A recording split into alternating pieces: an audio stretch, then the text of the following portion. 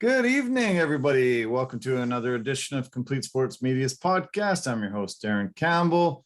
And of course, joining me on a Monday to do a weekend wrap up in the world of sports is our great buddy here, Jason Cameron.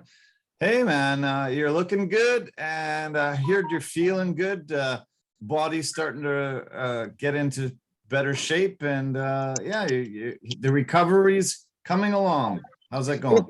It's coming along. Thanks. It's slowly coming along, but it is coming along. That's the most important thing. Had a pretty quiet weekend. Just watch some sports. Good. Always. Yeah, me too. Obviously, it was phenomenal watching the NBA Finals. We've got a good series here. Kind of a surprise outcome in Game 1, but back on track with the Warriors' big 107-88 win last night, and great to see the series even at 1. Very competitive. Warriors had that amazing third quarter last night where everything they were shooting was going down, and their defense was stepping up, and suddenly we're tied going back to Boston for Game 3. I'm pretty excited. Yeah. I am very excited. I was hoping that Golden State would respond to the Celtics' previous win in Game 1, where they all of a sudden exploded. And Al Horford, of all people, was the Celtics' savior in that Game 1, where he scored. Literally, I think it was 2 threes and a jumper on the baseline, 8 points. And then after that, they kind of took over the game, and they just ran away with the game.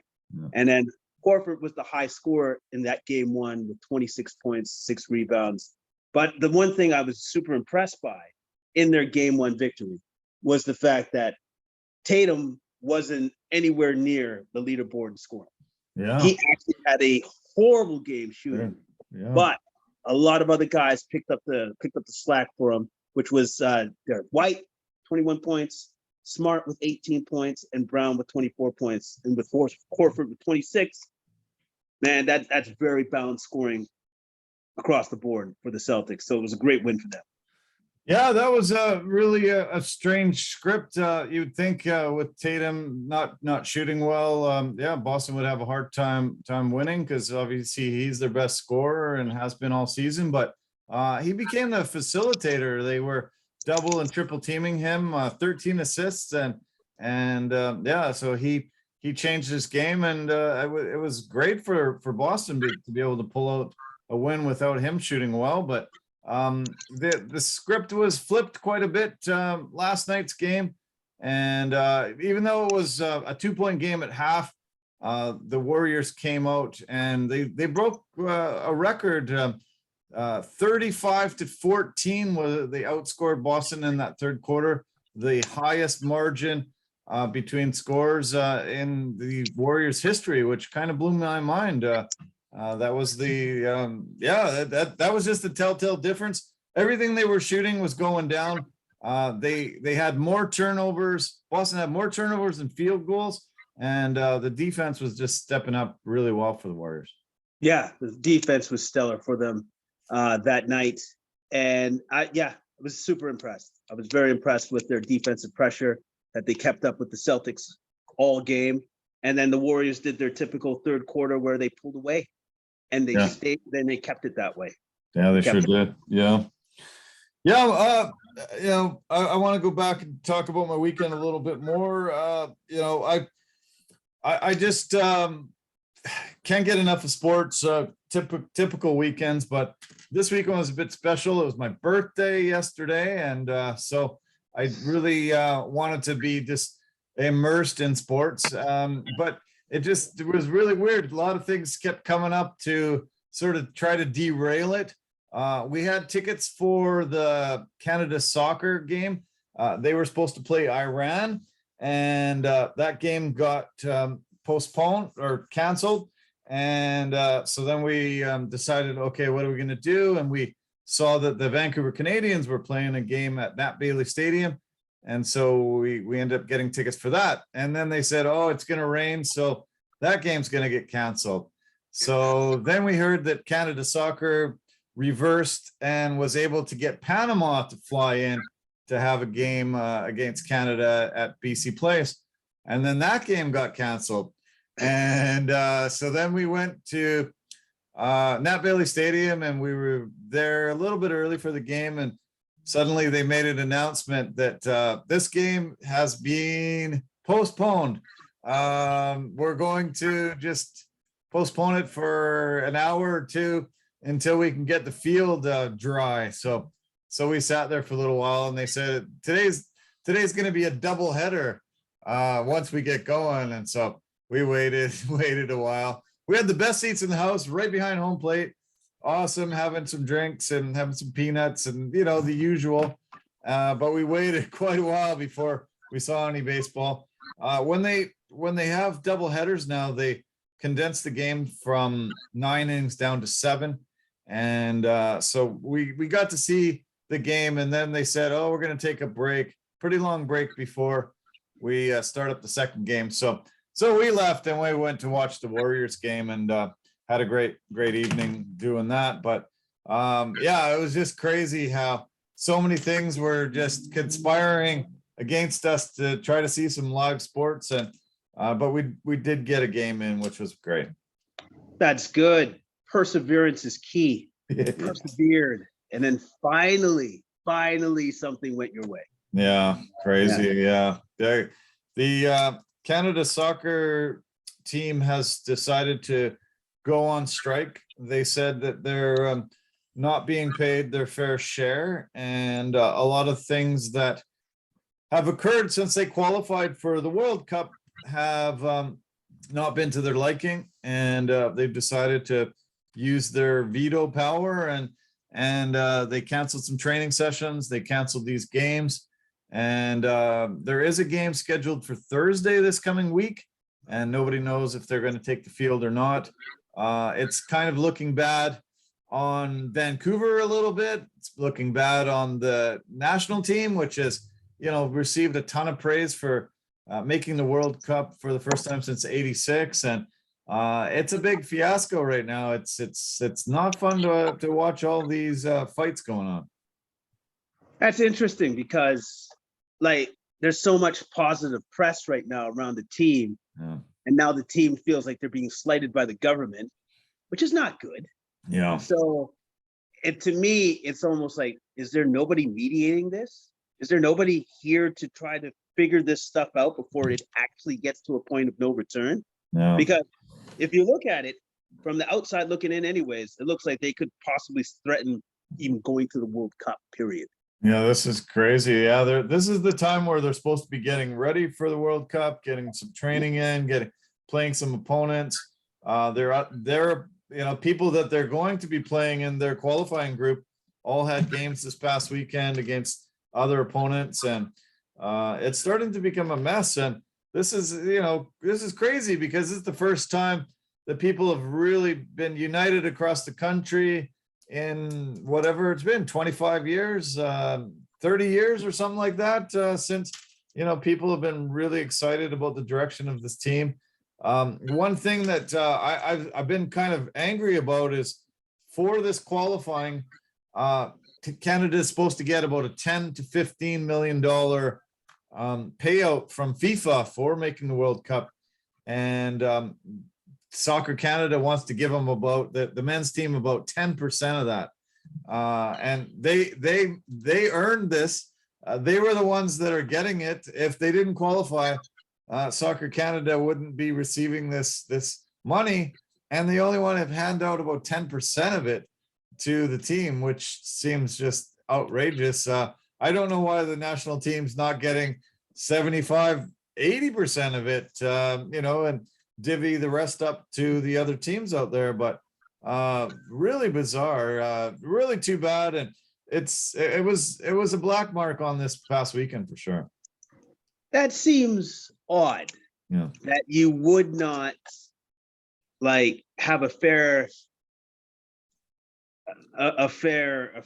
giving out of the spoils of like them making the World Cup. Like to me, since they're the ones that actually did all the hard work and they made it happen, you'd have to have an equitable share.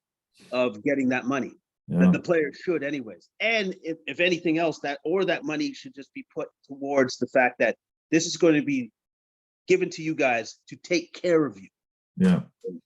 To just take care of you, take care of all your training, all your costs, all your expenditures, everything that you need for food and living and blah, blah, blah. Like all of that money just goes to that.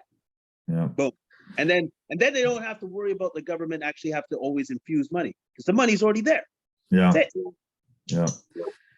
Yeah. I guess the other sticking point is they just heard that each guy will receive 2 tickets to one of the games at the World Cup. But any of their friends or family that want to come have to pay their own expenses, pay their own accommodations and stuff.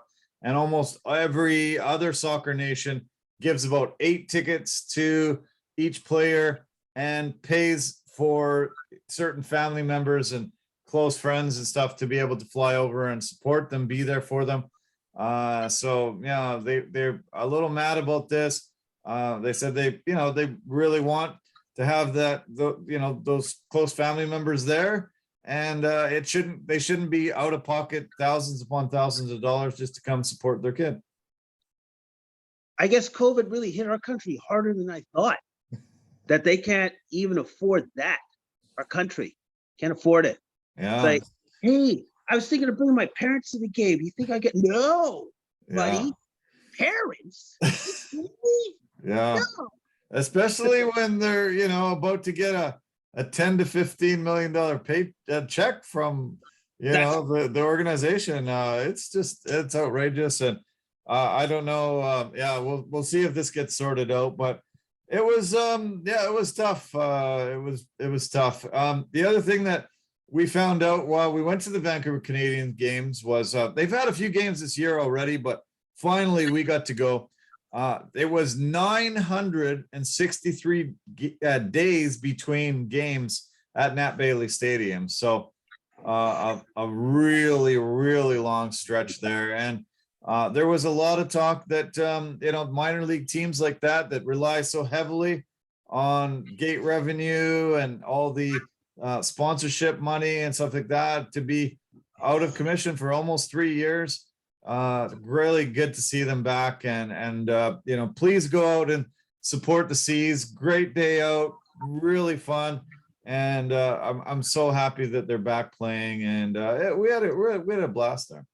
Oh, that's great. I've been to Nat Bailey Stadium with you, and it's always a good time. Always a good time. So definitely, now that we're allowed to come out of our caves and see sunlight again and be like, oh, we can enjoy ourselves again, please do. Go out there this summer and have fun, man, because we've missed that for a very long time. Yeah, I think actually the last game I went to was with you before this weekend's game. So I was thinking about you. I was also thinking about you on Saturday night. I went down to the Pint to watch the Oilers play the Avalanche in Game 3. And we were sitting in the same spot you and I were sitting in last time when we went to watch the UFC. It was electric down there, a pretty great crowd. Unfortunately, the Oilers took a loss and went down 3-0 in the series. They are currently playing Game 4 as we are recording this podcast. 6 minutes left in the third period, and it's 4-4. Colorado just scored a goal, tied it up, and 6 minutes left. If Edmonton doesn't win this game, their season comes to a close. The last Canadian team that has a shot to stop this 30-year drought, no Canadian team winning the Stanley Cup. Yeah, well, it's that. As I've said before last week, it's definitely not going to be Edmonton. Sorry. And unfortunately for Colorado, if they just stayed in Quebec, would have been 2 teams. But that's too bad. Anyways, but yeah, it's unfortunate. But hopefully one of these years, one of these Canadian teams is going to finally break through and get to the finals. Yeah. And as I said, yesterday we left the baseball game and we headed out. We had some reservations at a sports bar called the Great Canadian, I think it's called the Great Canadian Sports Bar. Great place, phenomenal. You can have a speaker right on your table so you can hear the sound really well. Super busy there. And the game was quite back and forth, and I really wasn't sure if there was a lot more Warriors fans or Boston fans. And then the Warriors started hitting a lot of threes. Steph was hitting from downtown. And when Jordan Poole hit that one from almost half court, yes, the place went bananas. Lights were flashing. The place went crazy. And then I went, okay, yeah, almost everybody here is going for Warriors. And it had been a long time since I had seen a finals game with the Warriors involved, back to 2019 when the Raptors and the Warriors were playing. But man, does it ever electrify a crowd when Steph's out there hitting great threes? There was a stretch there where each team was just back and forth, hitting three after three. And man, the atmosphere, I'm telling you, man, you just got to go to a game before this finals is over. It's incredible. Go watch a game at one of the sports bars locally. Oh yeah, for sure.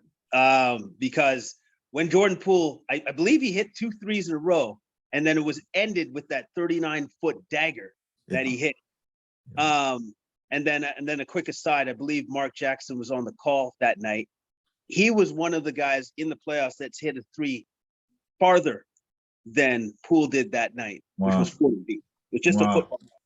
Amazing. And I was very surprised to hear that. It was Mark Jackson, Mario Chalmers. That's what they had. They had those guys both hitting 40-foot bombs. Really? So, oh, cool. That's neat. I never saw the stat, but that's awesome. Oh shit. Avalanche just went ahead. Mikko Rantanen just scored their 5th goal on the power play. Little over 5 minutes left. Colorado's up 5-4. So yeah, let's hope for everybody in Canada that Oilers can rebound a little bit and get tying goal. But man, it was 4-2. Now it's 5-4 Colorado. So not looking good. I'm impressed with almost everything the Warriors are doing, except Klay Thompson seems to be struggling still. He's not able to hit a shot. Are you noticing anything why he's not firing on all cylinders yet? You know what I want to say? I think it's just the time away from the game. And like a lot of this, like when you're at the highest levels, timing, consistency, all of those things come into play. And when you haven't played for 2 years in your prime, you were at a certain level, but now you're trying to desperately try to get back to that level. It's not going to happen overnight. Sorry. But at the same time, he's thrown flashes throughout this playoff run, where in a couple of closeout games where he's just gone off. I believe in one of the series, he went 8 for 14 from 3. Yeah. So it's there. It is there. Like his capacity to do these things, to be the old Klay that we've known him to be, it is there. But it's just the consistency is not there yet. Yeah. And I think, give him another like summer to get his body back into shape and get back in a rhythm. And then the next year, I think you're gonna see that old Klay again.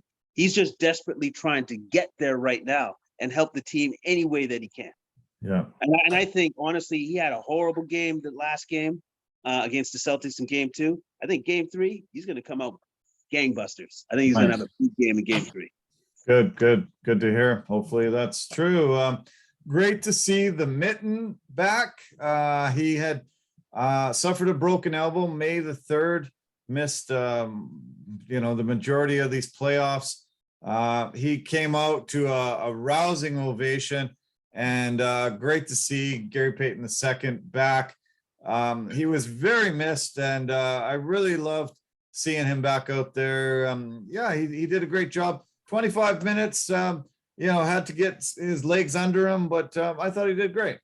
I thought he did great too. And again, sometimes I'm just amazed at the recovery abilities of some of these athletes, because the man broke his elbow. So I still don't really know how he's out there. Yeah. Because I'm pretty sure if I break my elbow, I'm not playing basketball. I'm done. Yeah. Right? Yeah. So- And he just missed just over a month. That's incredible. Yeah. The healing ability of professional athletes shocks me every week, every month, all the time. It's incredible. They usually beat the doctors' estimates of 6 to 8 weeks, and yeah, they come back strong as ever and looking incredible. Yeah, but really happy to see him back. I was worried for him that he was going to miss the rest of the playoffs, but to be able to come back for game 2, I'm sure he was absolutely thrilled. You mentioned Al Horford having a phenomenal game in game 1. Shut down in game 2, 2 points. Also, Williams only had 2 points. Marcus Smart only had 2 points. Those guys all had great games in game 1. Holy cow, Oilers have tied it.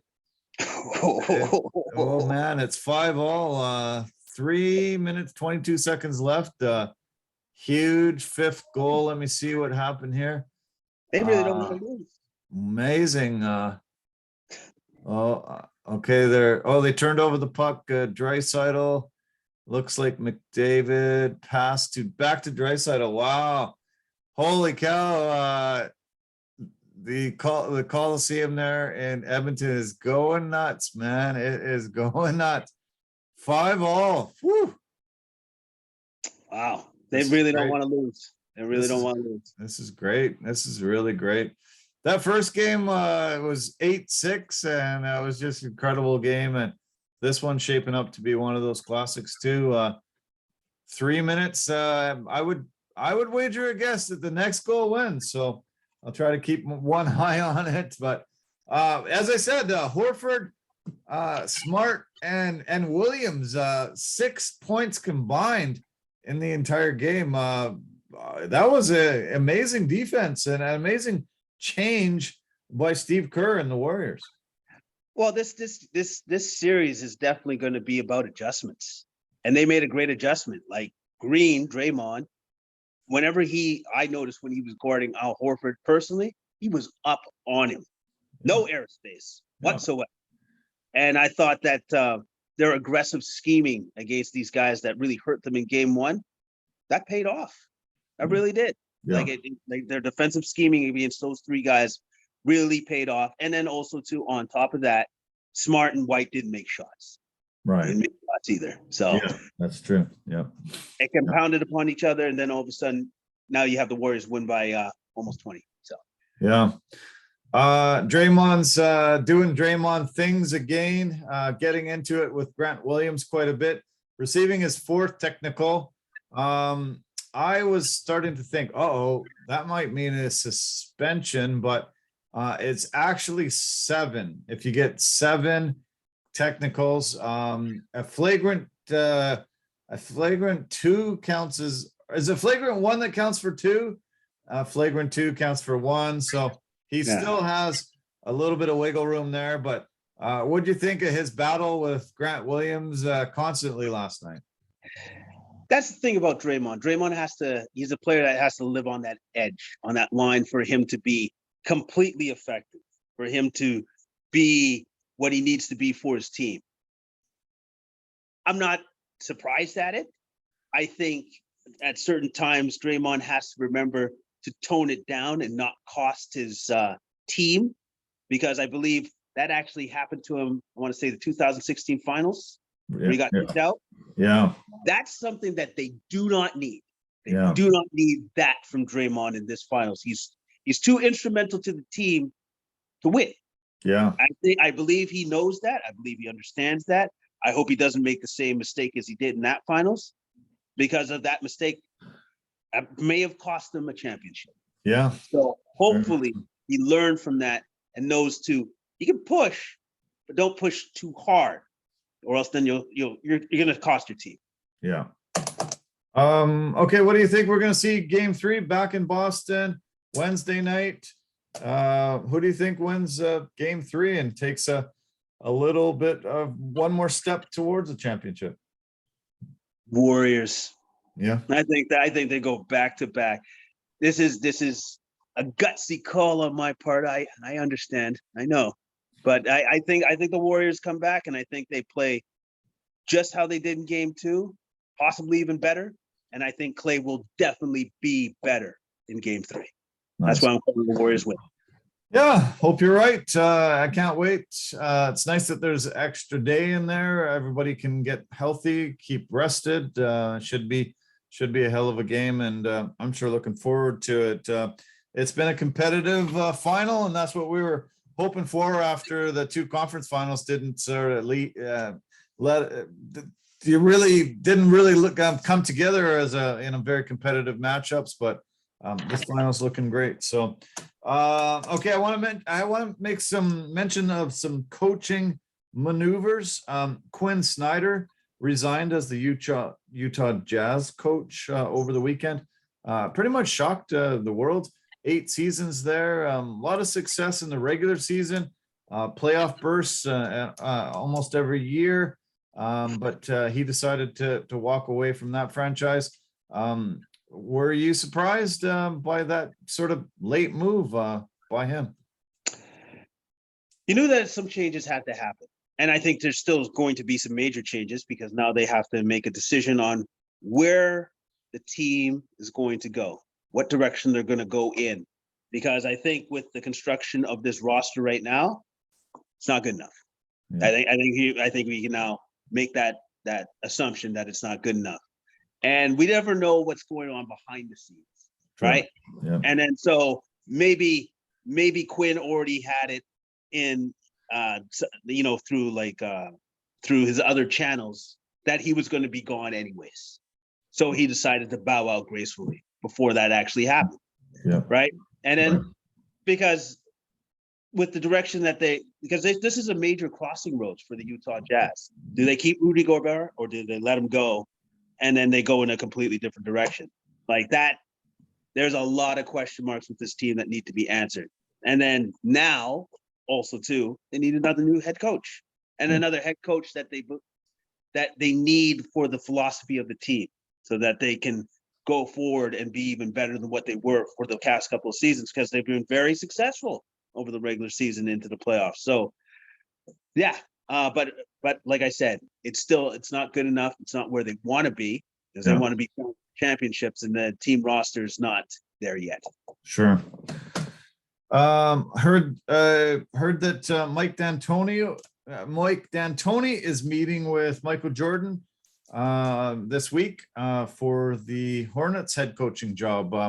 What do you think about the possibility of D'Antoni taking over that franchise? Well, considering the explosive scoring they have, the talent that they have, and the fact that D'Antoni just likes to score, doesn't pay too much attention to that defense stuff. But the offense, that might work. At least I think it's going to make the team very exciting to watch.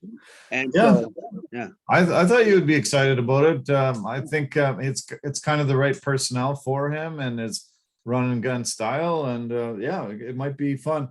There was a head coaching hire over the weekend. Darvin Ham was introduced today as the Lakers head coach.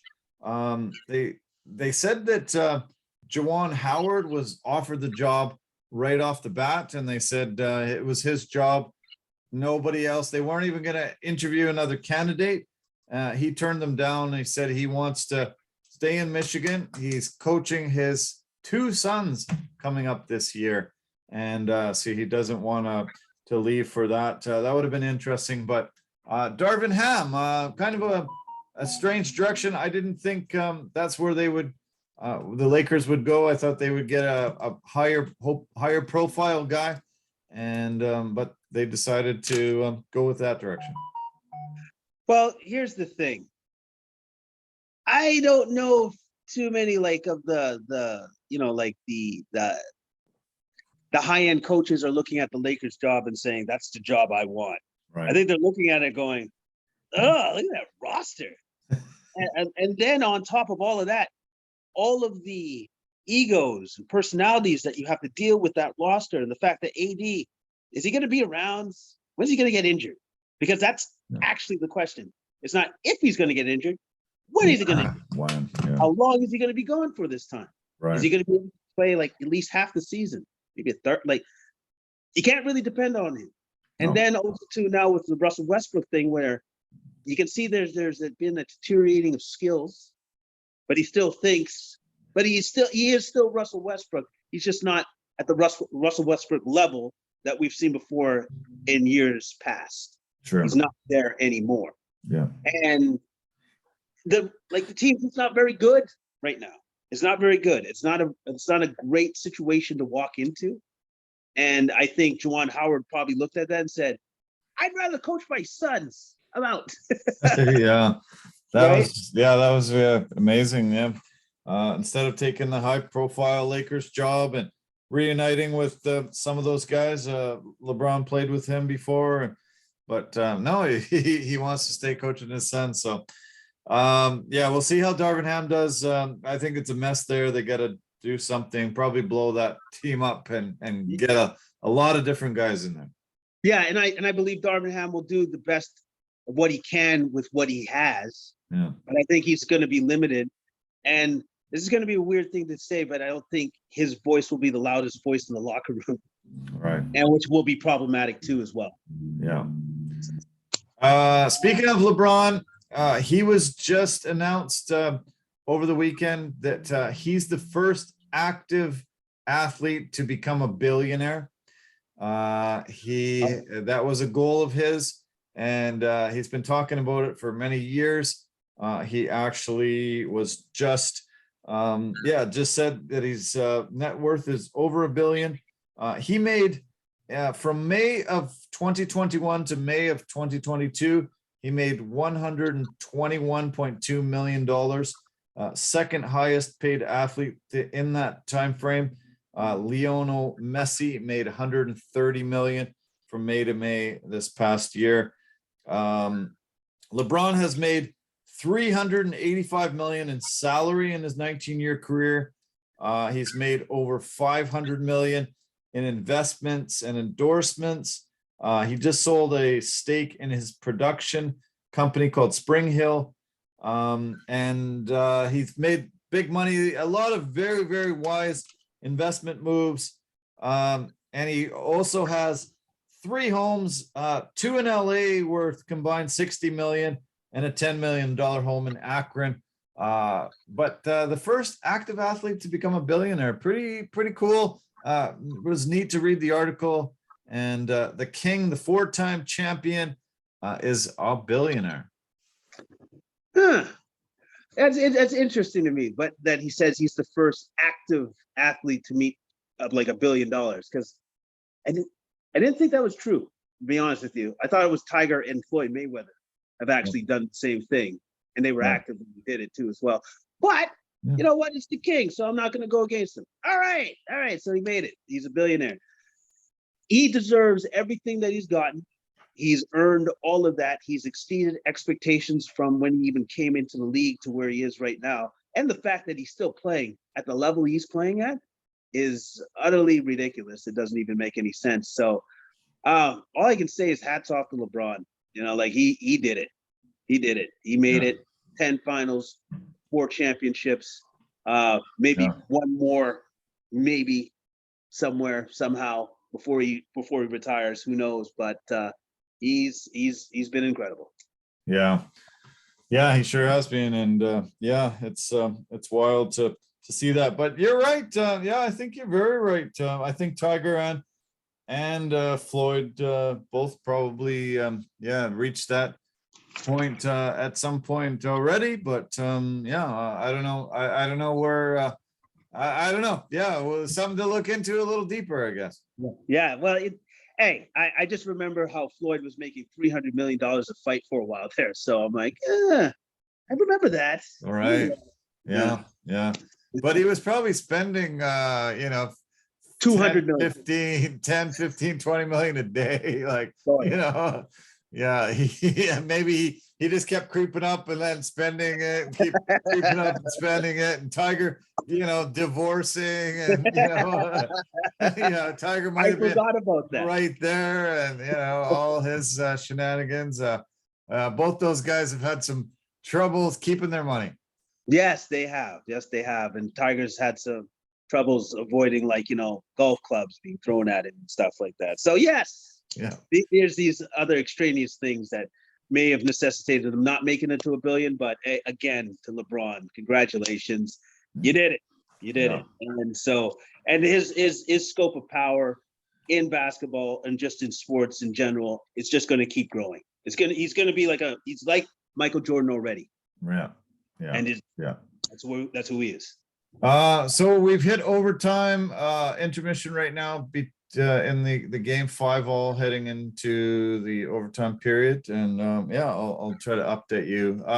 I will be talking about another billionaire in our NFL segment, as the Denver Broncos are expected to sell in the coming days for a North American record for a franchise. So make sure you keep tuned in so you can hear about this amazing thing. Russell Wilson is going to be super happy that his new owner is a very, very, very rich man taking over the Denver Broncos in the coming days here. So, okay, let's turn to the UFC. They had a fight night over the weekend. It was an early card. Not a lot of guys were very happy waking up that early, but I woke up early, watched the fights, and tried to let everyone know, including you, how early it was and how to watch it. I don't know. I'm not sure why they put it on early like that. You might have said for the European and other customers around or fans around the world. You think that's probably why? I always think that's why. I honestly do. I always think when they change it up like that, that's to give our fight fans across the pond a chance to see it at their regular time instead of at our time, right? So yeah. I think that's what it was, and I'm sure they appreciate it. It's kind of, for us, it's different to watch the fights super early in the morning, because then once the fights are done, and it's usually done around 4:00 or something when it starts that early, you have the rest of your day to do whatever you want to do. So that's always yeah, that's kind of a bonus for us for sure. But it was a very stacked card, I thought, for fight night. 14 fights on the card, and we have a heavyweight battle up at the top. Number 7 against number 8. And you made a mention as we previewed it last week that Volkov was coming off this loss to Tom Aspinall just in March, and it was able to turn it around and face Rosenstrike, who came out gangbusters in his early part of his UFC career, and now has taken a step back, getting some KO losses recently. He looked pretty strong to start with, but Volkov put it on him. Was able to put him in a lot of trouble, possibly an early stoppage, but it probably doesn't change the outcome. It looked like Volkov was going to put him out at some point soon, and gets a huge win, a very big necessary win in his career. Yeah, huge win for Volkov. Huge win. Takes out a very, very tough guy. And the only thing about Rosenstrike, he's a slow starter from what I've seen in his fights. Yeah. He's traditionally a slow starter. So if you know that, you have the opportunity to jump on him fast. Right. Since he's such a slow starter. And I think that's what Volkov did. He goes, this guy starts slow. So if the longer this fight goes on for me, actually the more dangerous it gets. Sure. If I can jump on him now, I think I might have a good chance of getting him out of there. And he did. Once he hit him with that right, a lot of people think that the stoppage was quick. I don't. Because if you look at his positioning and when the ref came in to save him, he was just going to take more damage. Mm. I did not foresee him getting out of that situation without being put on the mat and out cold. Yeah. So. Yeah, well, he said, he was a little angry. Rosenstrike was a little angry with the early stoppage. He said, just getting going, and I was in a bit of trouble, but I could have got out of it. But he said, hey, I can fight anytime now. Didn't take a concussion. don't have anything to recover from. So, maybe that's also a bonus for him that, if he would have got knocked out, he wouldn't have been fighting for a while, would have had a medical suspension and, the necessary time to recover from a KO. Yeah, that's true. That's true. Yeah. Very true. Volkov now can't fight the guy immediately above him, probably Aspinall, but there's talk now about maybe fighting down a little bit. Chris Daukaus is at number 9, Marcin Tybura at number 10. Do you see either one of those fights being made? Daukaus. I think Daukaus would be the more interesting fight for me anyways. They say style makes fights, and I think those guys will be coming at each other. Be a clash of heads, man. I actually like that fight a lot, and especially for Daukaus, who's coming up in the rankings. I think that's a great fight to see where he's at in his fight career. Yeah, I think that would be great. I really look forward to that one. I've enjoyed Daukaus coming in and having a lot of success so far. There is talk possibly that he might fight the winner between Sergey Pavlovich and Derek Lewis, which is coming up pretty soon. So we'll see. In his corner, Oleg Taktarov was there, the winner of UFC 6 and UFC legend from way back in the day in the mid 90s. He was in the corner of a few of the Russian fighters over the day. Pretty cool to see him emerge. I haven't seen that guy in years. I haven't seen him in years either. As soon as I heard his name, I was like, wait, what? I had to pause it and take a look because I'm like, is that really him? Because he's been gone for a long time. Yeah. And I haven't seen him in the corner. That's the first time I've ever seen him in the corner. Yeah. For the time. So it was cool to see him come back. Yeah. Because he's been a part of the MMA Foundation from when it started. Yeah, he was there in the early days, and I'm not sure why he's disappeared for so long. He looks like he knows what he's doing. He's in the corner. He's and many of the Russian corners all night, and I was really happily surprised to see such a legend be brought back in, and hopefully that's not the last of them we see.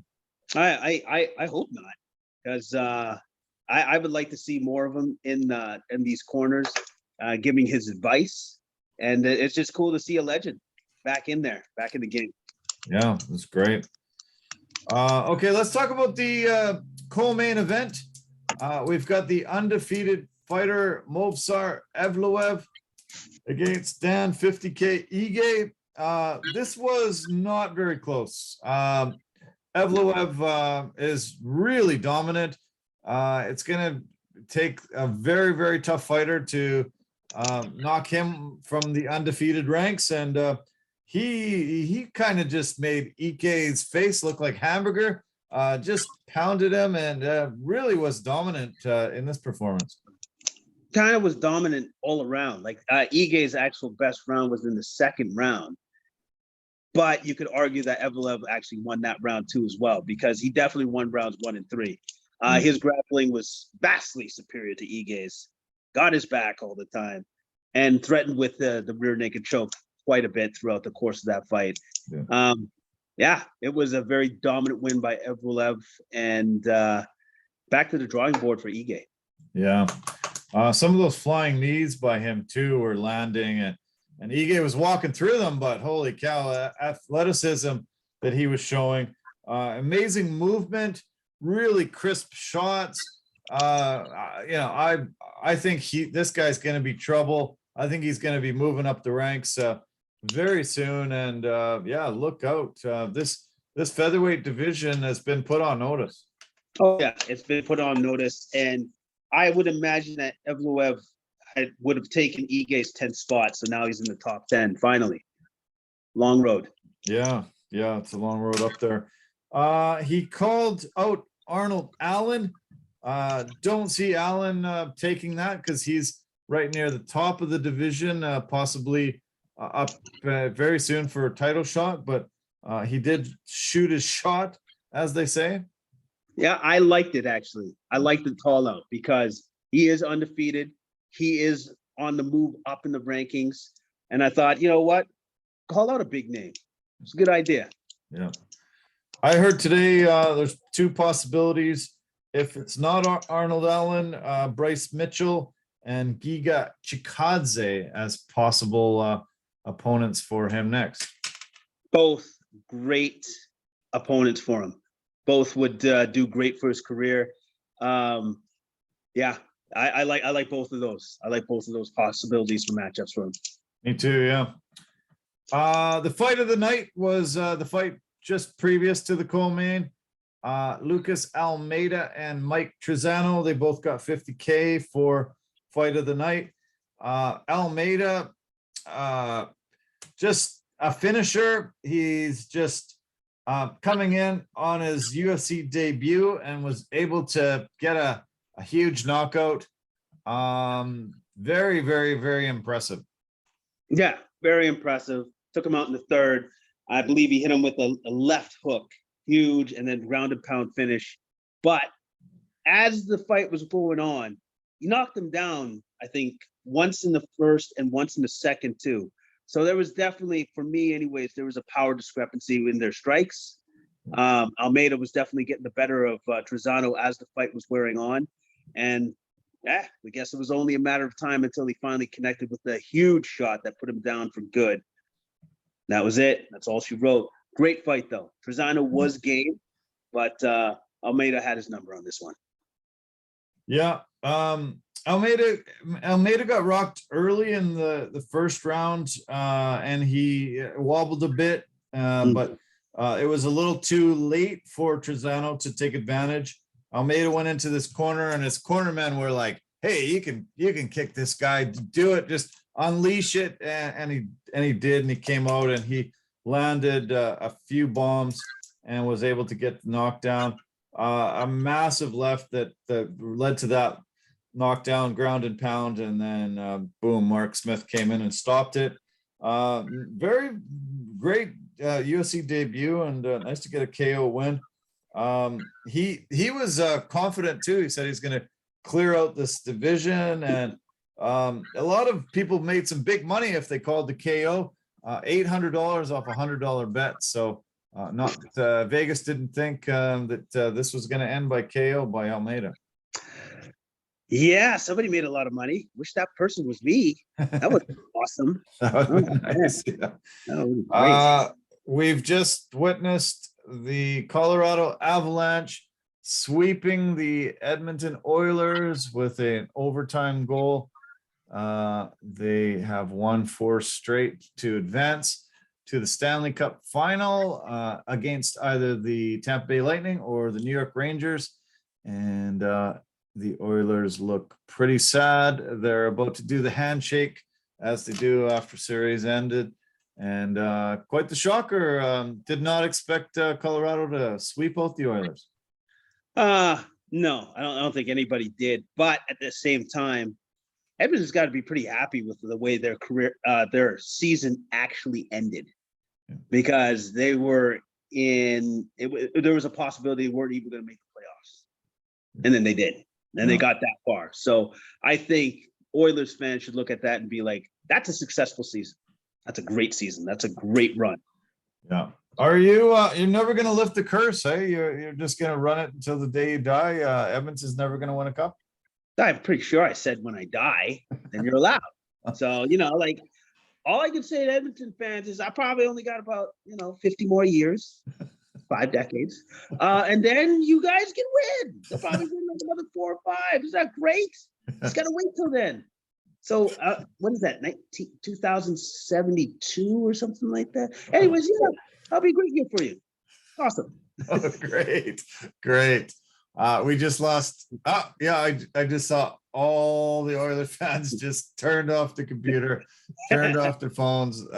We've lost a bunch of viewers. Damn. Man, yeah, that's tough. Another year where no Canadian team wins Stanley Cup. It'd be a 30-year drought.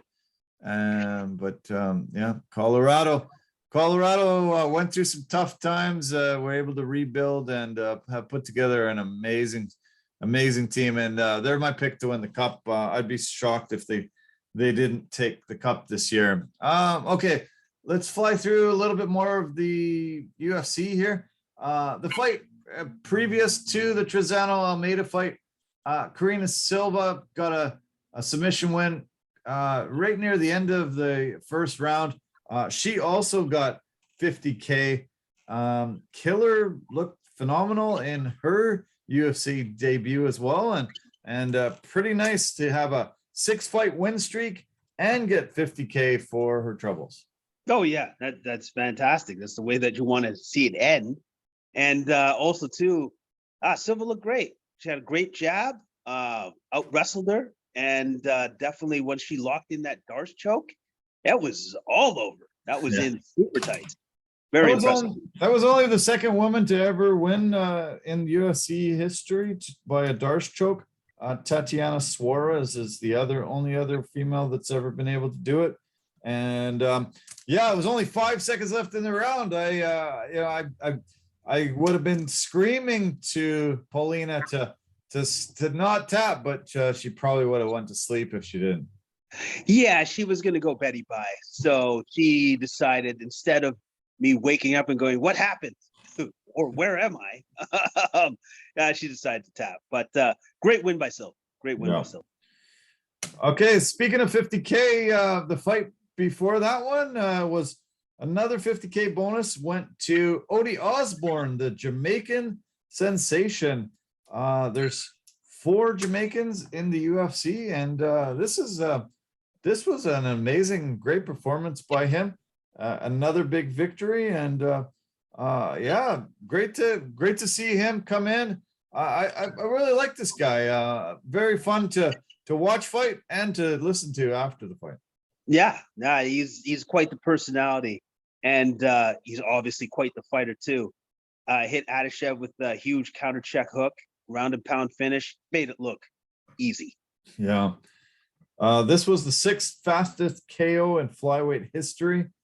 And he called out another guy that had a big win on the card, Jeff Molina. That was pretty interesting that he went for him. Hopefully they can make that fight. Both those guys look exciting and young up and coming prospects. Yeah, and good call out. You know, like he's going for another guy that's going up the rankings too as well. So good call out. Yeah, that was a fast knockout, and yeah, really impressive. Okay, what about the KO by Alonzo Menefield to start the main card? He looked angry. He looked like this guy had stolen his lunch money and he was getting it back.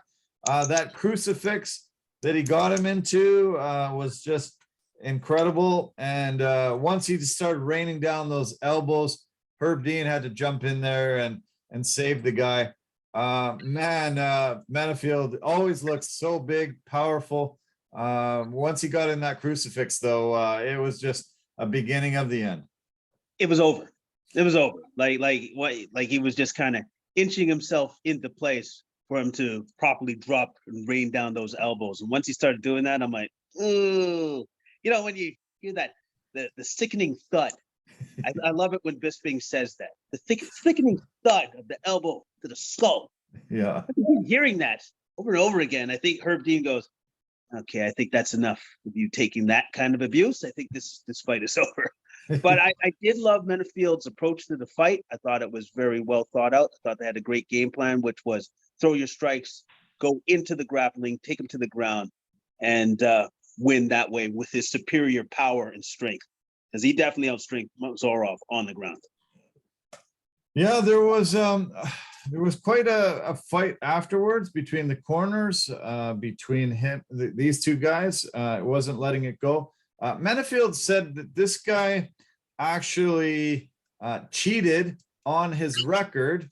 On Thursday, his record was sitting at 26-7, I believe. And by fight time, his record had been changed to 19-12. I don't know where the discrepancy was, but I saw it last week that he had 26 wins to his credit and only, I think, 6 or 7 losses. And then suddenly, as I look at it right now, currently, he's 19-13 in his MMA career. So he said he was really angry and pissed off that this guy could get away with cheating on his record and trying to prove or make everybody think that he was better than he actually really was. That's got to be a first. It's got to be a first. Like I don't think I've ever heard of any fighter lying about their record, because how could you? Yeah, it's on the internet. Yeah, and he was somehow getting away with it too, which was quite shocking. Very odd, very, very, very odd. So anyway, yeah, okay, why don't we bang off a bit of the prelims. The featured prelim had Karolina Kowalkiewicz against Felice Herrig. Kowalkiewicz got the submission win late, minute left in the second round, put Herrig into retirement. What do you got to say about this one? First off, I thought Kowalkiewicz looked excellent. I thought her use of elbows, especially off the break, was fantastic. And for her to, I think she wanted it more. I think at the end of the day, she wanted it more. Her wrestling was great, was on point, got the ground and pound, rear naked choke finish. She grinded for that win. It's not that Herrig didn't fight well. I thought she did. I just thought that Kowalkiewicz wanted it more. And then once she retired, I'm gonna be honest, I kind of expected that. I thought that Herrig's career was winding down, but she was one of the trailblazers for the women's division, for that division in particular. She's had a great career. She has she has everything to be proud of for her career and what she's brought to the sport. And happy trails to her. I wish her all the best. Hopefully, maybe she even gets into broadcasting, because I think she would have great insights into the game if she got into it in that way, in that capacity. Yeah, that's true. Yeah. She said she's going to make a lot more money on social media.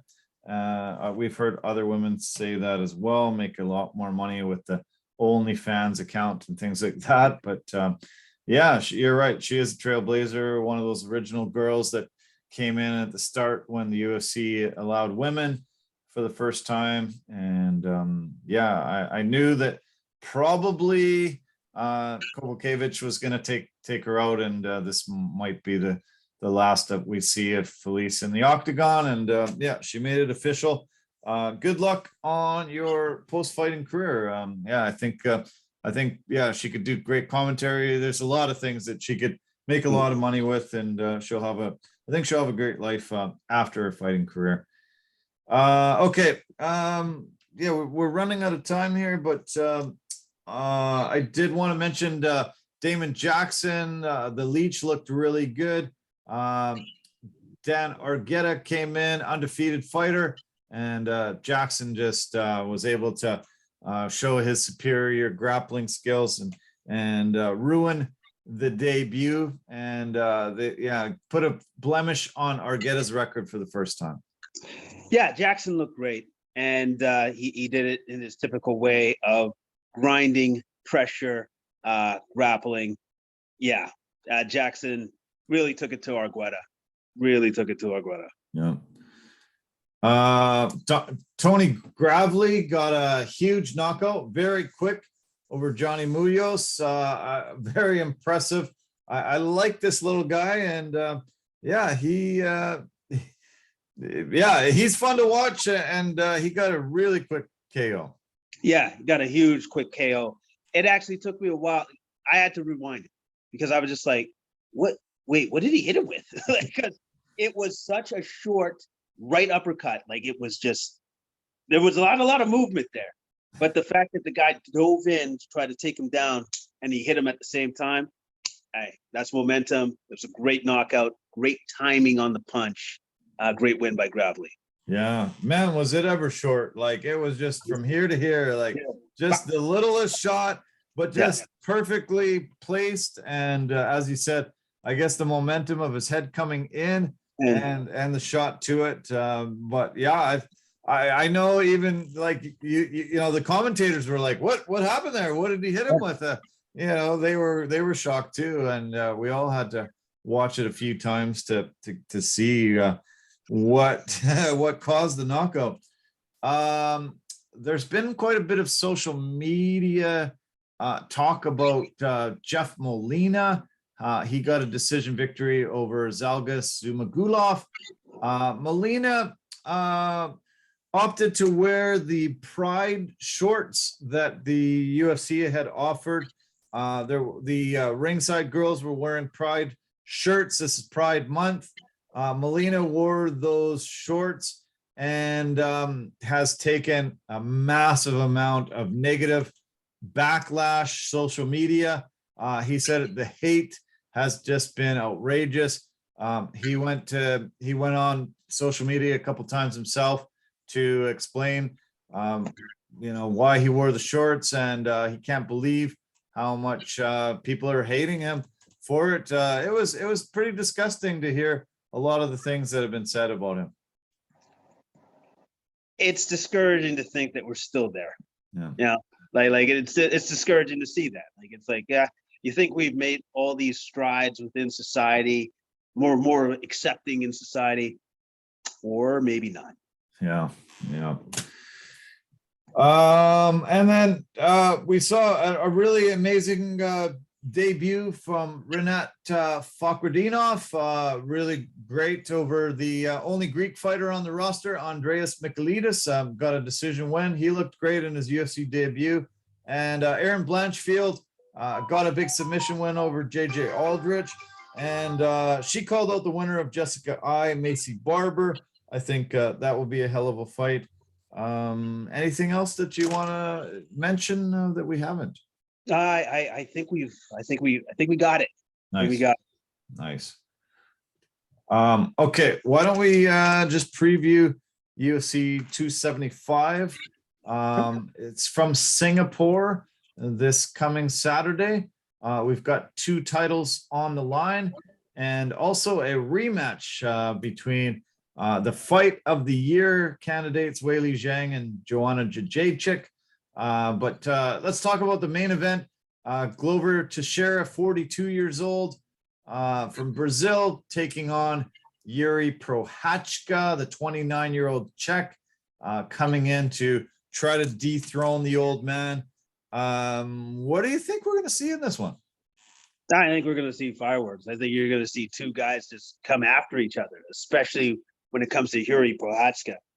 Again, as I've said before, his stand-up is so ridiculously unique. That's really a hard thing to actually like train for, because his stand-up is, I've never seen anything like it. Yeah.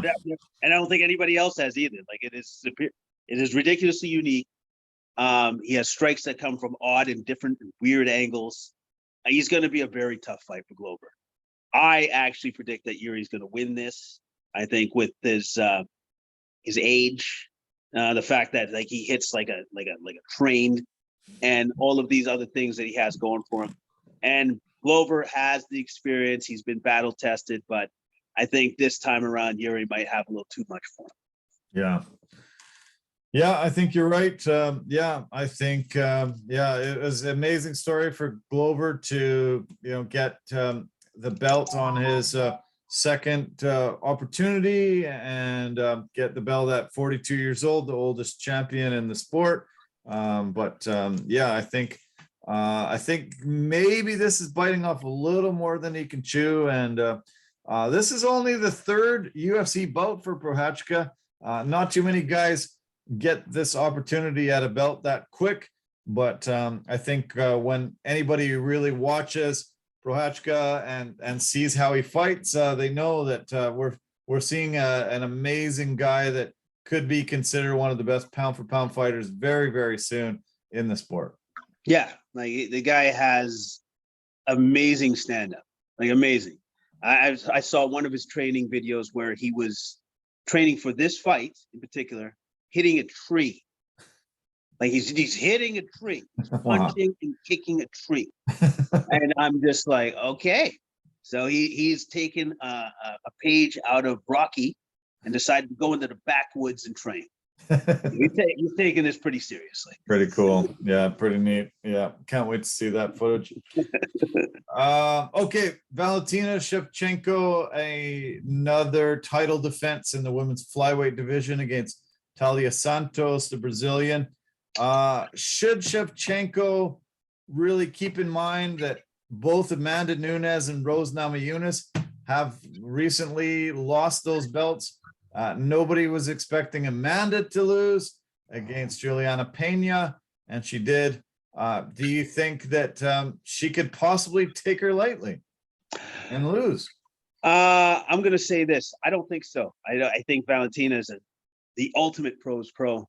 I think she does not overlook any fight. I don't think she looks past any fight. She takes the fight as is and takes it into consideration what she needs to do to win. And she does all those things and wins. So I don't see any chance of her overlooking Talia Santos. I think she's going to go in there, and I think she's going to win as she always has. Okay. If she does win, she'll set another record.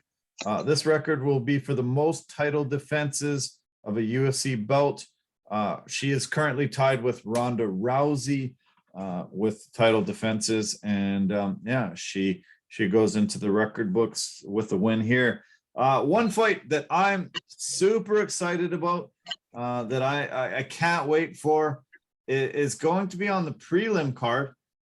It's the let me see. Oh yeah, early prelim card.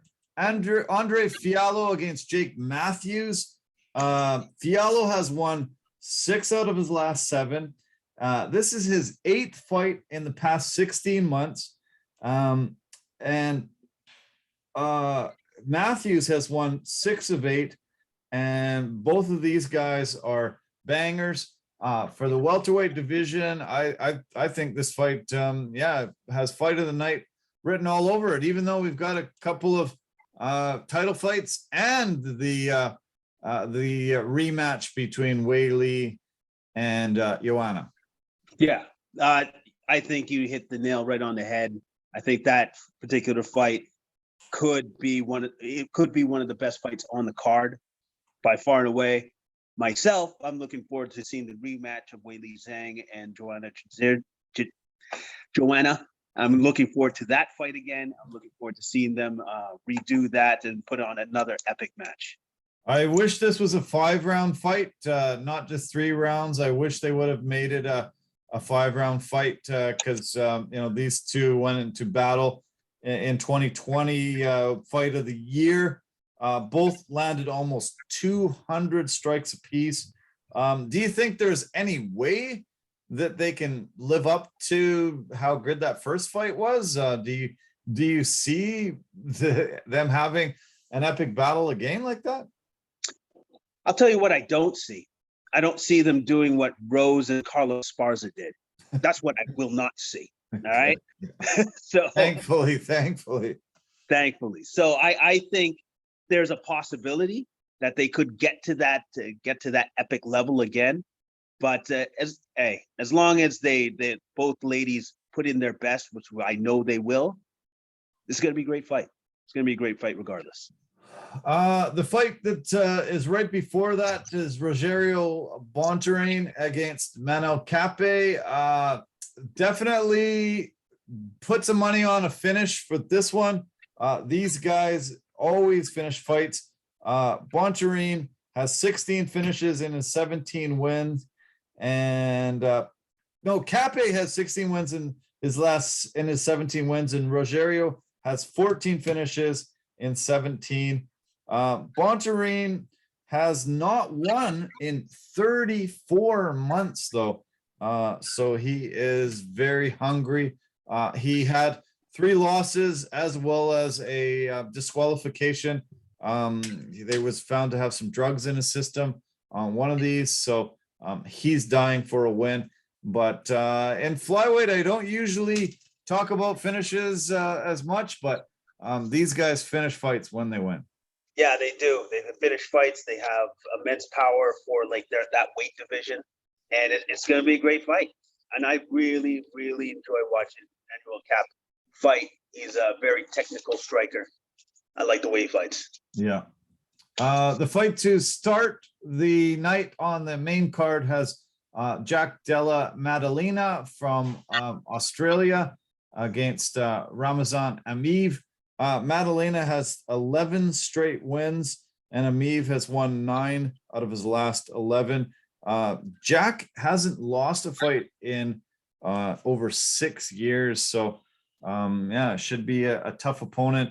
I'm looking forward to this card. It's going to be a hell of a fight. It's going to be cool to see a lot of the Singapore sites as well. Some of the footage that I've seen over this past week as they're promoting it. Man, that looks like a beautiful, cool city. And yeah, it should be neat for a lot of these fighters going over there. There are a lot of Asian fighters, a lot of fighters from that part of the world that we don't get to see much. And so I'm really looking forward to seeing this card top to bottom. Yeah, me too. I'm looking forward to seeing this card top to bottom. It's kind of cool to see that the pay-per-views again are expanding globally again. Now that our COVID stuff is kind of quieting down somewhat. Yeah. So it's good to see. It's good to see. Okay, one last UFC mention before we turn to a little bit of boxing. This actually goes into from MMA to boxing. Greg Hardy, fresh off his loss in UFC 272 in March, he got knocked out by Sergey Spivak. He is now trying his hand at pro boxing.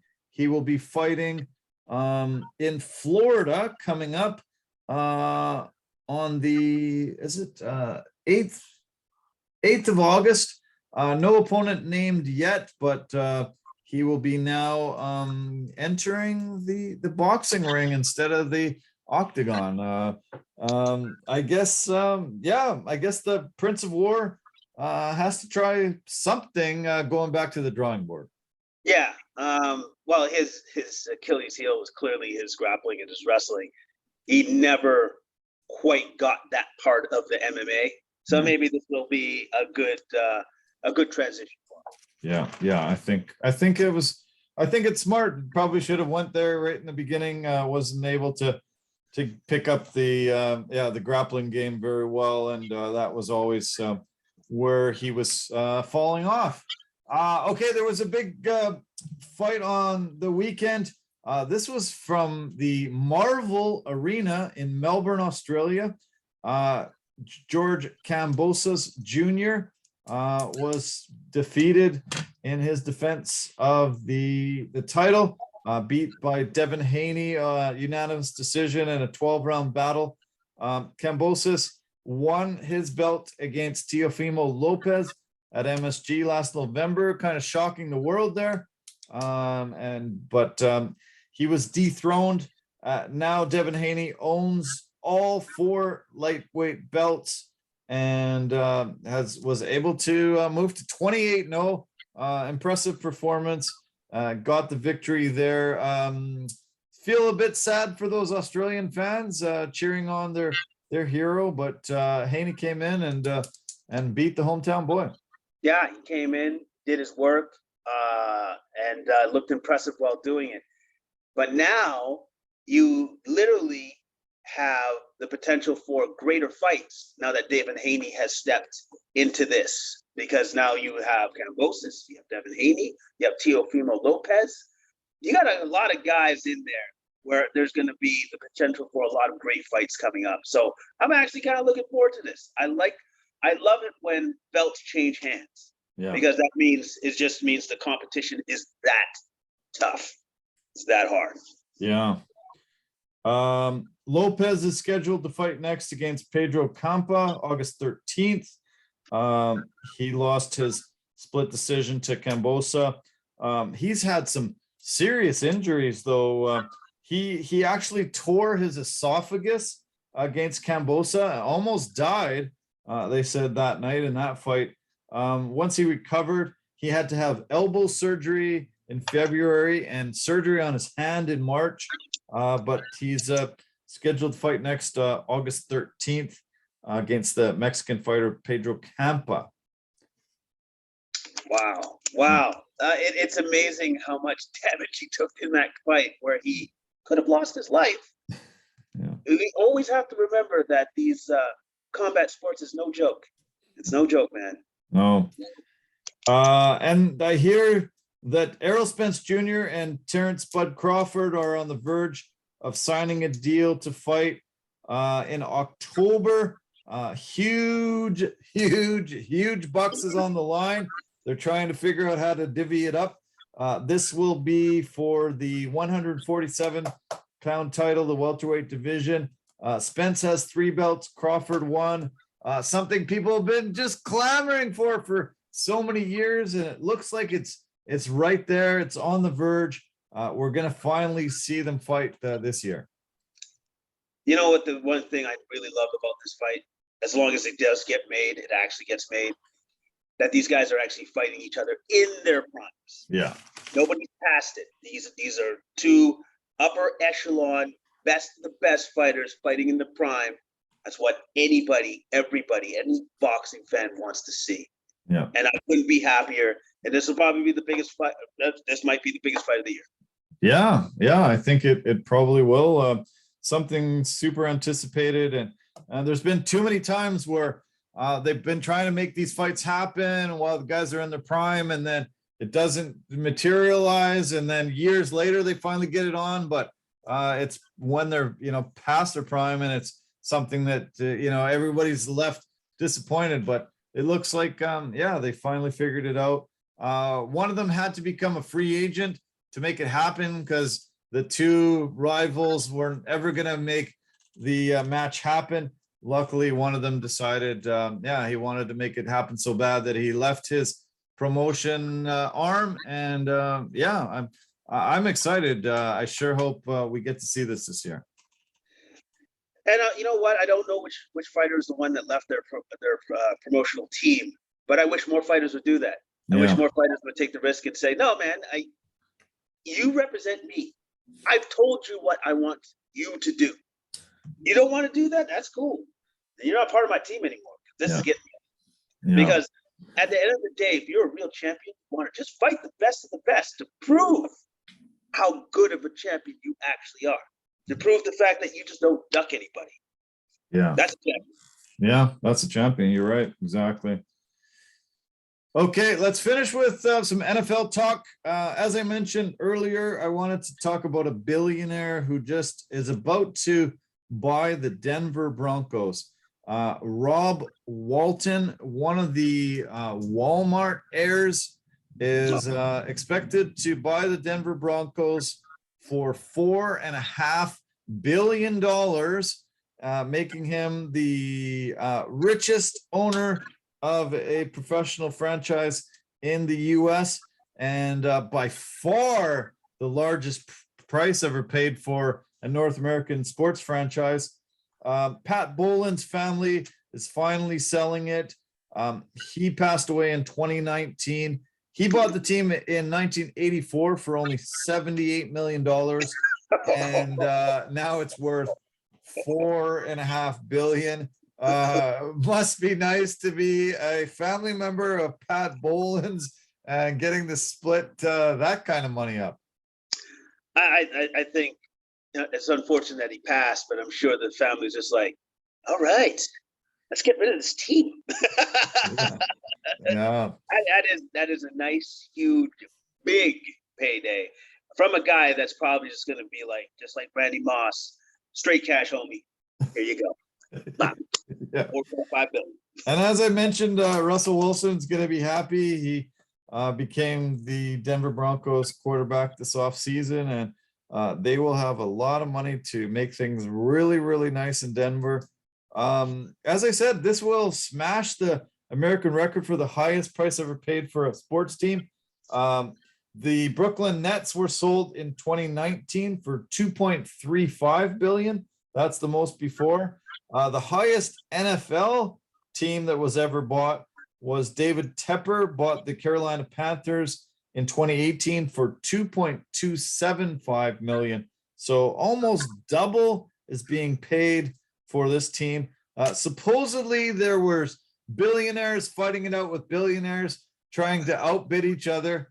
And it looks like Rob Walton is the guy that's the winner. Walton definitely is the richest owner by far in the NFL. He actually has more net worth than the other top 6 guys' wealth combined. So pretty sweet, pretty damn nice. He's worth about $60 billion. David Tepper, who I mentioned earlier, the second wealthiest owner, Carolina Panthers guy, he's got about $17 billion. So yeah, pretty awesome. We're getting to talk about billions and these rich guys getting to play with their money and get to own some teams. I wonder if Rob Walton looks at the other owners and goes, "Oh, are you guys here to take my jacket? Like, is that what you guys are here to do? Hey, can you get me like a coffee?" Does he just treat them like minions? Because he's like, I don't know about you guys, but I know about being really rich. You know? Yeah.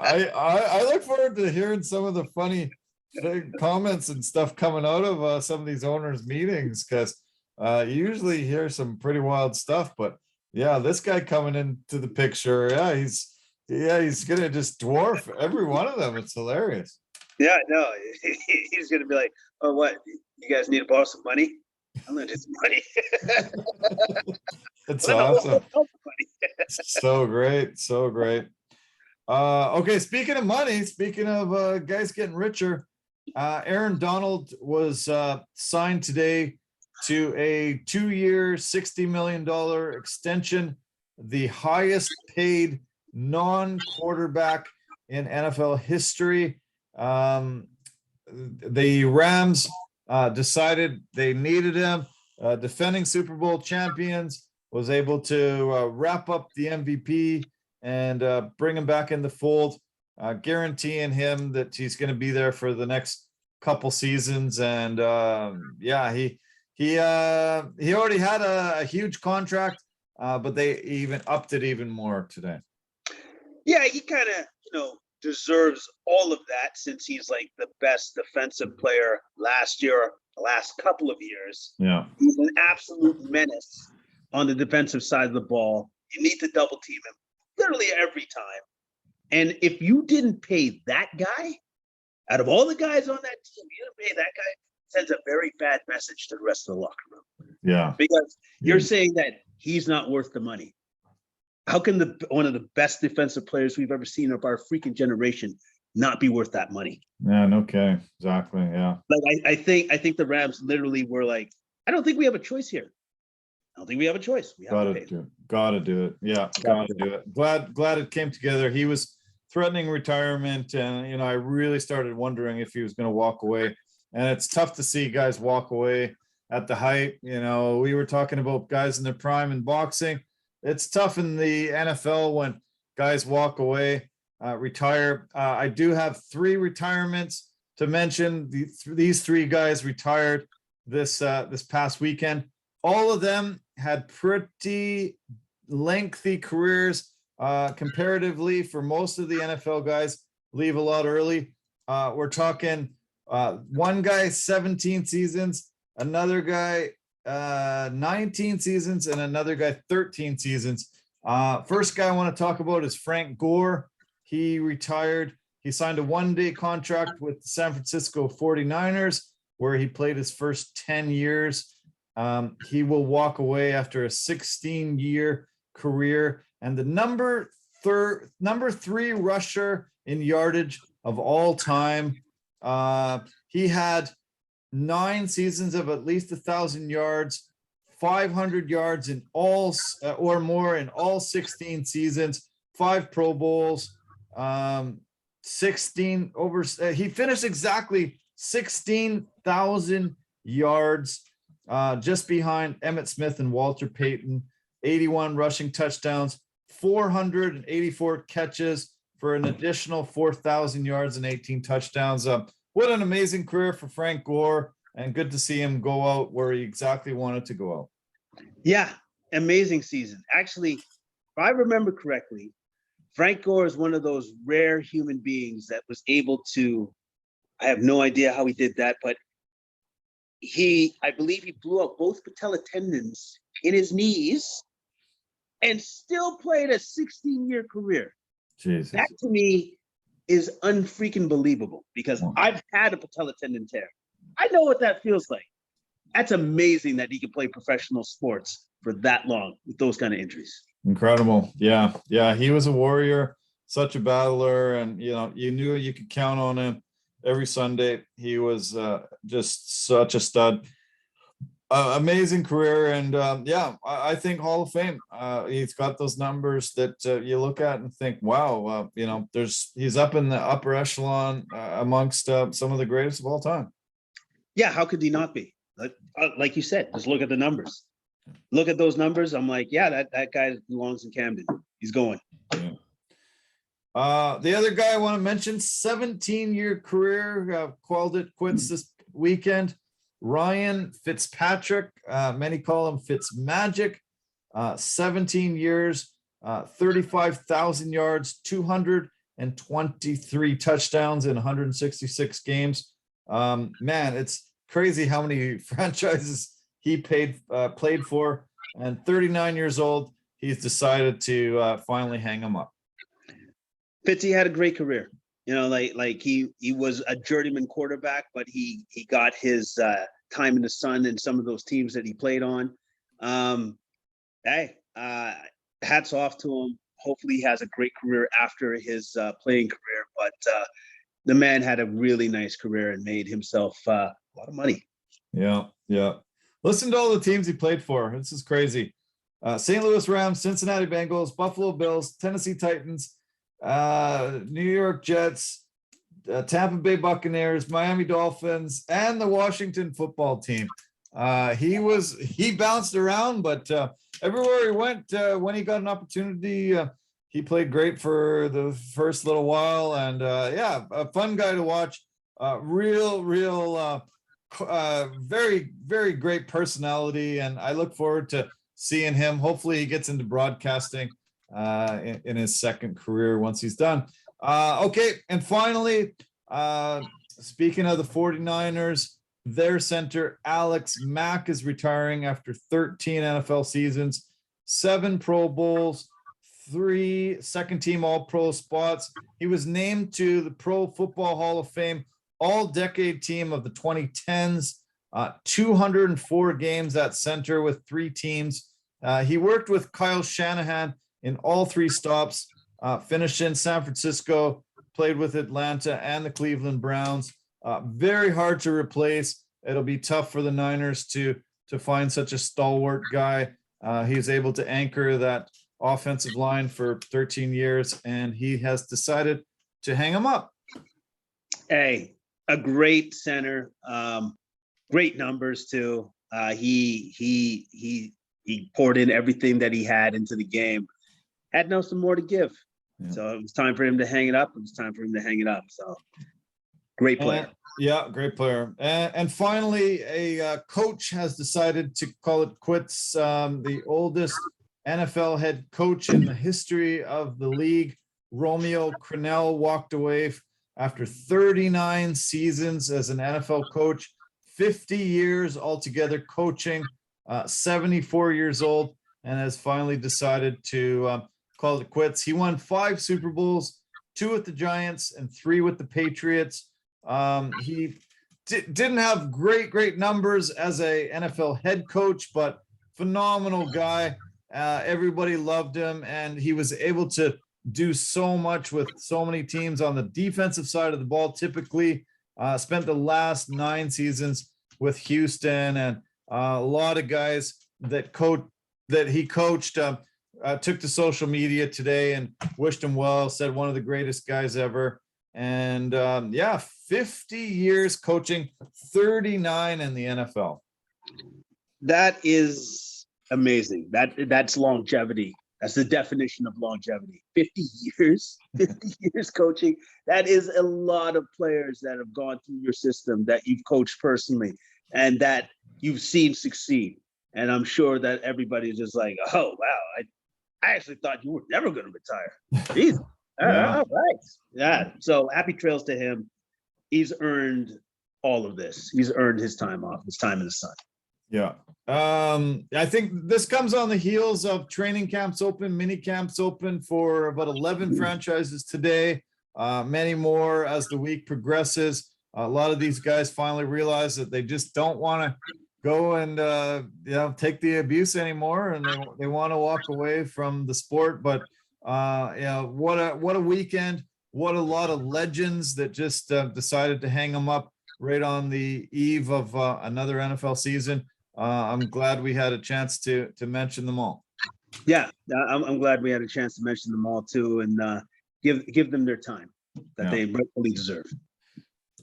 Yeah, well, that concludes another episode of Complete Sports Media's podcast, man. That was fun. I had a blast as usual. It was awesome preparing today. I actually had a lot more energy today. I had a lot more time, and I had a great weekend. Nice to celebrate my birthday as well as watch some amazing sports. Had such a good time, and I'm back at it this week. But that was an awesome episode as always.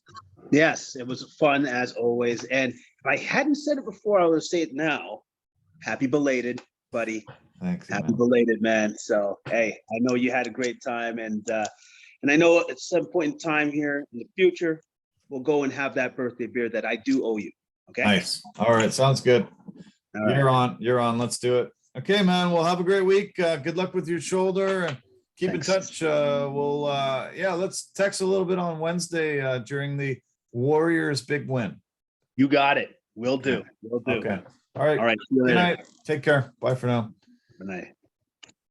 Okay. Well, another episode has come to a conclusion. It's great that we get to talk sports like that. Jason's amazing as always, and we covered a lot of topics tonight. A lot of things to break down. It was a fun weekend. Just love the world of sports, and it definitely enriched my life, and especially this weekend. Great to see some live sports, and get to see some sports face to face as well. It was fun. So thanks for tuning in as always. And I want to thank our partners and sponsors. I want to mention anchor.fm, the easiest place to make a podcast. Phenomenal at posting on multiple podcast platforms for us. Verbero, the hockey equipment and apparel company, industry leader in technology, performance, and value. The V350 stick is a must. I want to mention Pampas and Possibilities. Please get them to come into your home and spruce it up, make it look amazing. They are phenomenal. Find some details on our website. And last but not least, Forever Living, the aloe vera company for health and beauty products. Aloe vera is amazing, and you'll love them. You can go onto our website and purchase products at discounted rates, and you will be happy. Anyway, it was fun. I hope you enjoyed it as much as we did giving it, and keep in touch. Check out our websites, completesportsmedia.com and completemedianetwork.com. Can put you into the stratosphere of the Complete Media Network. There's so much going on. Anyway, love you lots. Take care of yourself and have a really phenomenal week ahead. Bye for now.